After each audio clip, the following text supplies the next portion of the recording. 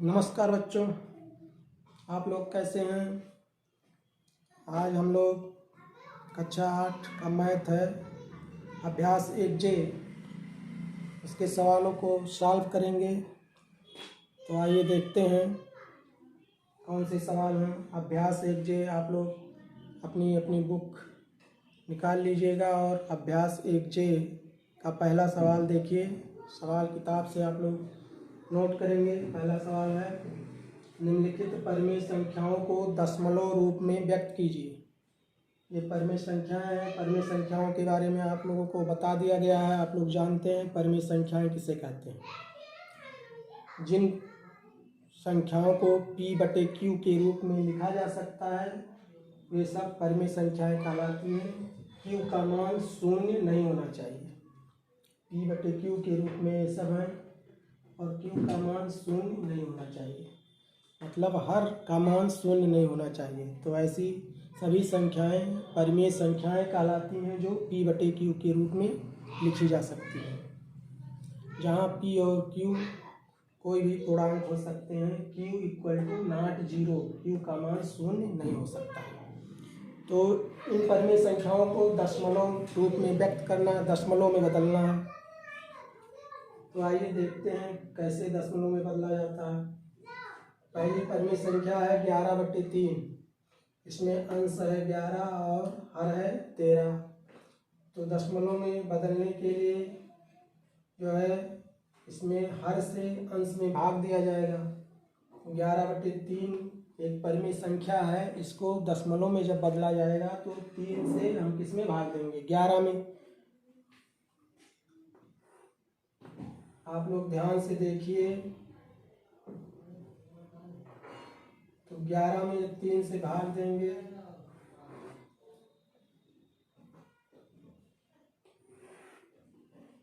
तीन से 11 में भाग देना है। अब 3 का पहाड़ा पढ़ेंगे कि 11 से अधिक ना हो। कितनी बार जाएगा? 3 त्रिका 9, 3 चौक 12 करेंगे तो 12 आ जाएगा। 4 बार नहीं जाएगा, 3 बार जाएगा। 3 त्रिका 9। यहाँ पे 11 में से 9 गया, 2 बचा। अब ये देखिए 3 अधिक है और यहाँ पे जो 2 से फल बचा है ये कम है। 3 से ये कम है तो इसमें भाग नहीं जाएगा। तो हम क्या करेंगे? दशमलव बढ़ाएंगे। यहाँ पे हम दशमलव बढ़ाएंगे। दशमलव बढ़ा के हम शून्य उतार सकते हैं बगल में। 2 के बगल में ये 0 बढ़ा दिए। यहाँ दशमलव बढ़ा के यहाँ पे हम शून्य उतार लेंगे। अब ये हो गया 20। 3 का आप लोग पहाड़ा पढ़ेंगे कि 20 से ज़्यादा ना हो। तो 3 सते 21 करेंगे, 21 ज़्यादा हो जा रहा है इसलिए 3 छक 18, 6 बार जाएगा। 3 छक 18। और यहाँ पे इसको घटाएंगे। 10 में से 8 गया, 2 बचा। इधर कुछ नहीं, 1 में से 1 गया, 0।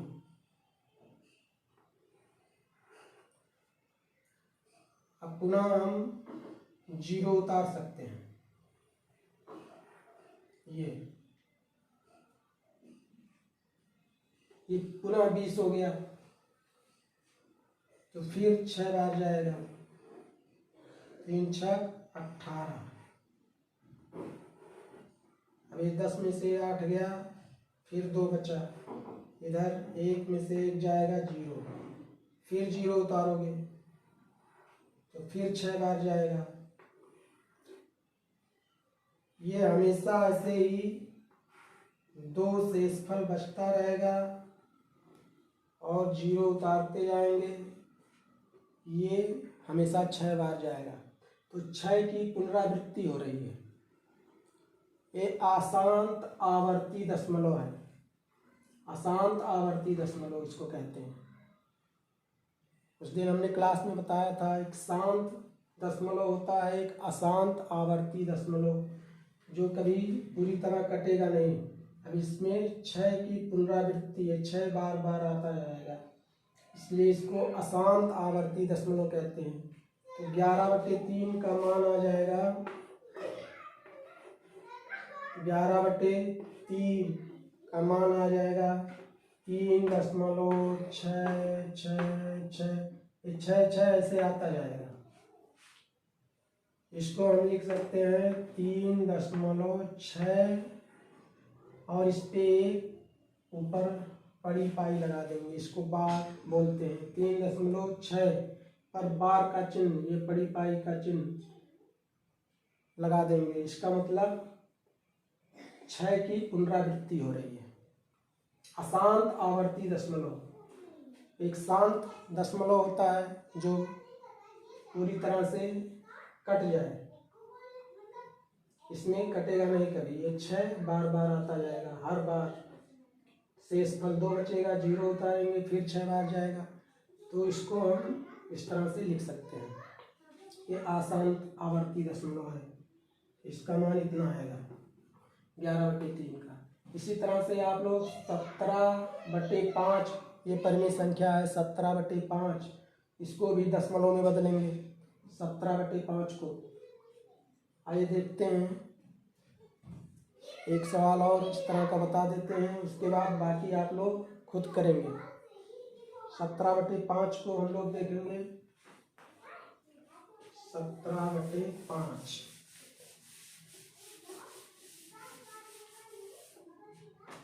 17/5 है तो 5 से 17 में भाग दिया जाएगा। 5 से 17 में आप लोग भाग देंगे। 5 का पहाड़ा पढ़िए 17 से ज़्यादा ना हो।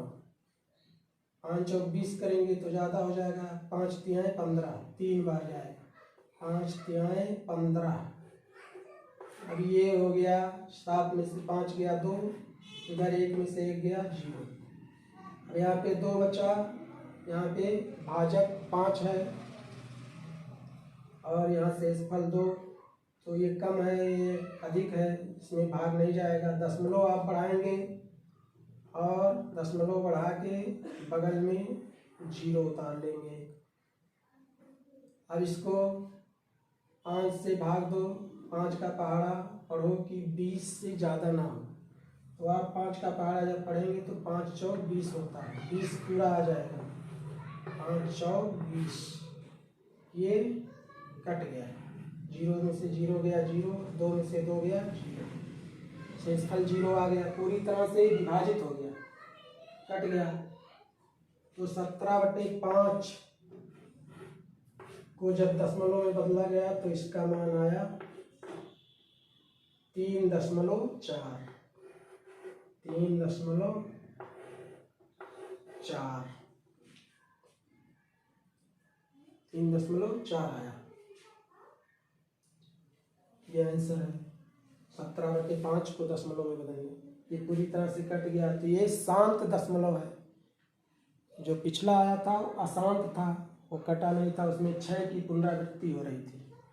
अशांत आवर्ती दशमलव था, 6 की, 1 अंक की बार बार पुनरावृत्ति हो रही थी। यहाँ पे पूरी तरह से विभाजित हो गया 3.4, इसका मान आया। ये शांत दशमलव है। बाकी 19/6, 3/8, इन परिमेय संख्याओं को आप लोग दशमलव में बदलोगे। इसी तरह से अभ्यास करेंगे। अब हम दूसरा प्रश्न, आज का अभ्यास 1J का दूसरा प्रश्न। दूसरा प्रश्न भी इसी तरह से है, दशमलव में ही बदलना है। दूसरा प्रश्न इसमें है -5/4 -15/2। बहुत ही आसान सवाल है सब। -16/5 और -5/2, ये हैं। इनको जो है दशमलव में बदलना है। ये सभी कौन सी परिमेय संख्याएं हैं? ऋणात्मक, क्योंकि ऋण चिन्ह लगा है सब में, ऋणात्मक परिमेय संख्याएं हैं। -5/4 एक ऋणात्मक परिमेय संख्या है। -15/2 ये ऋणात्मक परिमेय संख्या है। -16/5 भी ऋणात्मक परिमेय संख्या। इसी प्रकार से -5/2 भी ऋणात्मक परिमेय। 4 परिमेय संख्याएं दी हैं, सभी ऋणात्मक हैं, इनको दशमलव में बदलना है। ये ऋण चिन्ह से हमें कोई मतलब नहीं है, जैसे दशमलव में पिछले सवाल में हमने बदला उसी प्रकार से यहाँ भी बदला जाएगा। तो -5/4 को देखिए दशमलव में कैसे बदला जाएगा। अब ये देखिए कैसे बदला जाएगा। इसको बदलने का 2 तरीका है। अब इसमें जो है हर को हम ऐसा करिए कि ये 10 आ जाए या 100 आ जाए तो आसानी से दशमलव में बदल सकते हैं। अगर इस हर को 100 बनाना है तो 4 में आप किससे गुणा करेंगे, सोच कर बताइए। 4 में अगर हम 25 से गुणा कर देते हैं 10 तो आएगा नहीं, 10 इसको अगर लाना है तो 10 लाने में कठिनाई है, 10 नहीं आएगा। जो है इसको हम 100 बना देते हैं। हर को 25 से अगर गुणा कर देते हैं 4 में तो 25 चौका 100 हो जाएगा। अगर हर में 25 से गुणा कर रहे हैं तो अंश में भी 25 से गुणा करना पड़ेगा ताकि इसके मान में कोई परिवर्तन ना हो। -5/4 को दशमलव में बदलने के लिए हम इसके हर को 100 में बदल देंगे। तो इसको हम लिख देंगे -5 × 25/4 × 25। 25 से हमने क्यों गुणा किया, ताकि हर इसका 100 हो जाए। और 100 हो जाएगा तो इसको हम आसानी से दशमलव में बदल सकते हैं। वैसे भी बदलेंगे तब भी उतना ही मान आएगा। ये देखिए ये हो गया 25/5 125 -125/25 चौका 100। अब इसका दशमलव मान कितना आएगा, 125 है अंश में और नीचे है हर 100। जब 100 से 125 में भाग देंगे तो दशमलव 2 अंक इधर से छोड़ के लगा देंगे, इतना मान आएगा इसका भाग देने पे। तो ये हो जाएगा -1.25 दशमलव में इसका मान आएगा। ये आंसर होगा। भाग देखकर आप देख सकते हैं, भाग देकर आप चेक कर सकते हैं आंसर। 125 में 100 से आप भाग देकर आंसर को चेक कर सकते हैं। आइए देख लेते हैं। 125 में 100 से जब आप भाग देंगे, 125 में 100 से भाग, देखिए 125 100 का पहाड़ा पढ़िए, 125 से ज़्यादा ना हो। 100 एकम 100, 100 दूना 200, 200 हो जाएगा। 125 से ज़्यादा हो जाएगा तो एक बार जाएगा। 100 एकम 100, 5 में से 0 गया 5, 2 में से 0 गया 2, इधर 1 में से 1 गया 0। ये 25 बचा, 25 कम है ये ज़्यादा है 100, तो ये यहाँ पे दशमलव बढ़ाओगे और ये 0 बगल में उतार लोगे 25 के। 250 हो गया। अब 250, 100 का पहाड़ा पढ़िए, 250 से ज़्यादा ना हो। 100 300 हो जाएगा। 100 दूना 200, 2 बार जाएगा, 2 बार ले जाओगे 200 हो गया।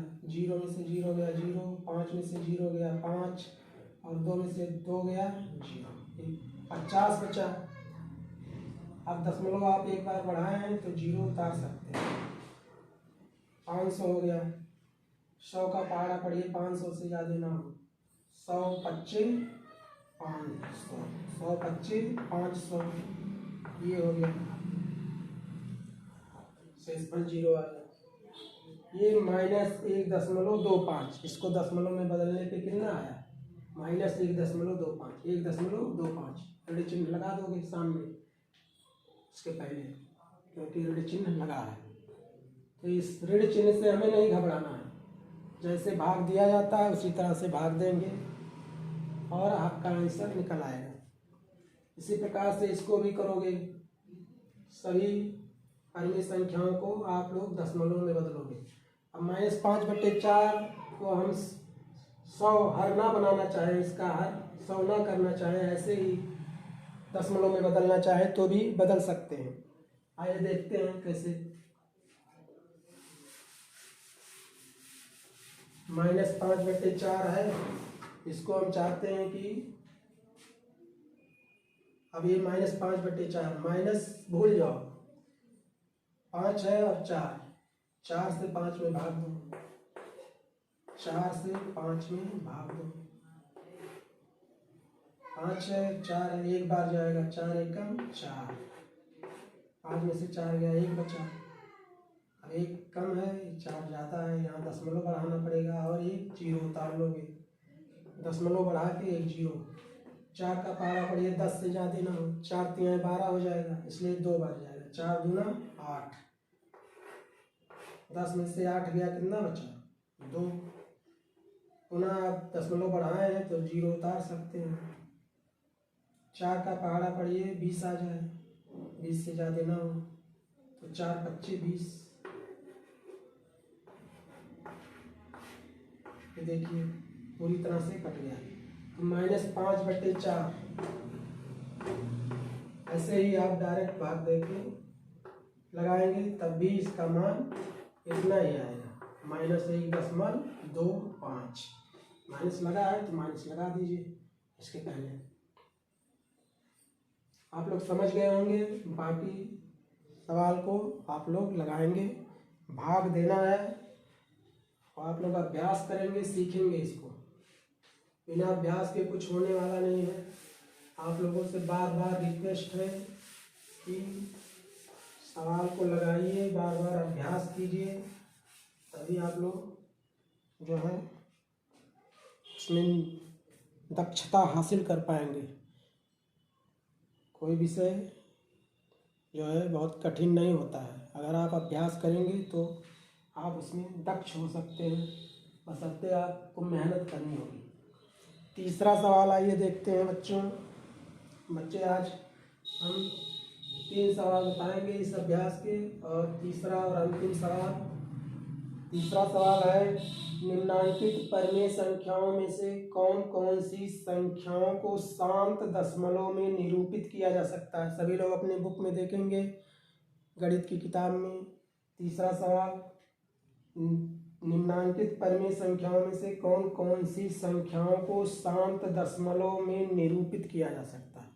शांत दशमलव, अशांत दशमलव आप लोग जानते हैं, अभी पिछले सवाल में मैं बता चुका हूँ। तो इसमें दिया है, परिमेय संख्याएं दी हैं 1/4, 11/8,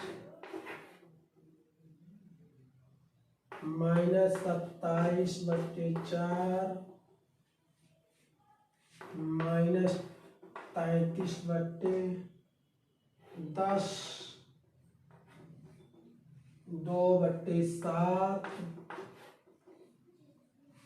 6/15, 6/15। ये परिमेय संख्याएं दी हैं। इसमें कह रहा है कि इन परिमेय संख्याओं में से किनको जो है शांत दशमलव, कौन कौन सी संख्याएं हैं जो शांत दशमलव के रूप में निरूपित की जा सकती हैं, शांत दशमलव के रूप में निरूपित की जा सकती है। तो आइए देखते हैं। 1/4 है, 1/4। आप लोग जो है प्रश्न को, सवाल को किताब से नोट करोगे। 1/4 है, तो 1/4 है पहली परिमेय संख्या, इसको दशमलव में बदलना है। दशमलव में पहले बदलोगे, उसके बाद पता चलेगा कौन शांत दशमलव है, कौन अशांत दशमलव है। एक और नियम होता है, शांत दशमलव पूछ रहा है कौन कौन सी संख्याएं ऐसी हैं जिनको शांत दशमलव के रूप में निरूपित किया जा सकता है। शांत दशमलव का मतलब अगर हम हाथ से भाग दें अंश में तो पूरी तरह से विभाजित हो जाए, किसी अंक की बार बार पुनरावृत्ति ना हो भागफल में। तो शांत दशमलव में कौन कौन सी निरूपित की जा सकती है? एक 6/15 था, इसको भी लिख लेते हैं। अब इसमें हर देखिए, हर एक नियम होता है इन परिमेय संख्याओं के हरों का अभाज्य गुणनखंड, अभाज्य गुण समझ लीजिए, अभाज्य गुणनखंड 2 या 5, 2 या 5 या दोनों। अभाज्य गुणनखंड करने पे, हर का अभाज्य गुणनखंड करने पे अगर 2 या 5 गुणनखंड में आता है, या 2 और 5 में से कोई एक, या 2 या 5 दोनों आते हैं, तो जो है उसे शांत दशमलव में निरूपित किया जा सकता है, व्यक्त किया जा सकता है उस परिमेय संख्या को। अगर हर का गुणनखंड करने पे 2 उसके गुणनखंड में आ रहा है, अभाज्य गुणनखंड करने पे, हर का अभाज्य गुणनखंड करने पे उस गुणनखंड में 2 आ रहा है, या 2, 5 दोनों आ रहे हैं, इसके अलावा कोई अंक नहीं, 2 और 5 के अलावा 2, 2 आ रहा है उसके अभाज्य गुणनखंड में, या 5, 5 आ रहा है, या दोनों ही आ रहे हैं 2 और 5, 2 और 5 के अलावा कोई अंक और अभाज्य संख्या नहीं आनी चाहिए अभाज्य गुणनखंड में। तो अगर ऐसा है किसी भी परिमेय संख्या का हर है, उसका अभाज्य गुणनखंड करते हैं, अभाज्य गुणनखंड में अगर 2 आ रहा है, 5 आ रहा है, या 2 और 5 दोनों साथ साथ आ रहे हैं गुणनखंड में, तो वो परिमेय संख्या शांत दशमलव के रूप में निरूपित की जाएगी, निरूपित की जा सकती है। और 1/4 यही है, देख लीजिए 1/4, इसका हर 4 है। 4 का जब अभाज्य गुणनखंड करोगे, अभाज्य गुणनखंड करना हम बता चुके हैं, 4 का अभाज्य गुणनखंड करोगे तो सबसे छोटी अभाज्य संख्या 2 है, 2 से पहले काटोगे तो 2 से कट ही जाएगा, 2 दूनी 4, फिर 2 से काट दीजिए। 4 का अभाज्य गुणनखंड क्या है? 2 × 2। 4 का अभाज्य गुणनखंड कितना है? 2 × 2। ये 4 का अभाज्य गुणनखंड आया 2 × 2। तो नियम यही कह रहा है, किसी परिमेय संख्या के हर का अभाज्य गुणनखंड करने पर यदि उसके गुणनखंड में 2 या 5 या 2 या 5 में से कोई एक अंक या दोनों अंक आते हैं साथ साथ, तो उस परिमेय संख्या को शांत दशमलव के रूप में निरूपित किया जा सकता है। तो 1/4 में 4 का अभाज्य गुणनखंड किया गया, 2 × 2 आया। इसका मतलब 2 या 5 आए या दोनों आए तो उसको अभाज्य शांत दशमलव में हम निरूपित करें। इसका मतलब 1/4 को हम शांत दशमलव में निरूपित कर सकते हैं, क्योंकि इसका अभाज्य गुणनखंड कितना आया? 2 × 2। 4 का अभाज्य गुणनखंड निकालोगे, 4 का अभाज्य गुणनखंड, अभाज्य गुणनखंड,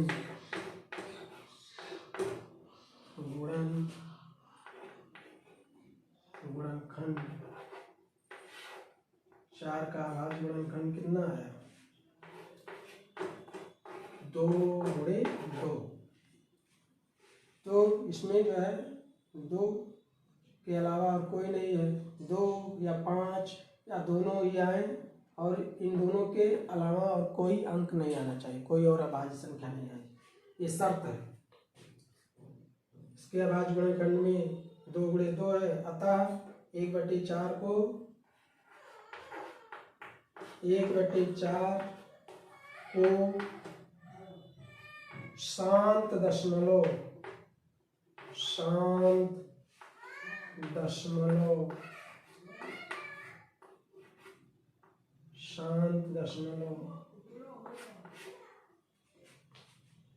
में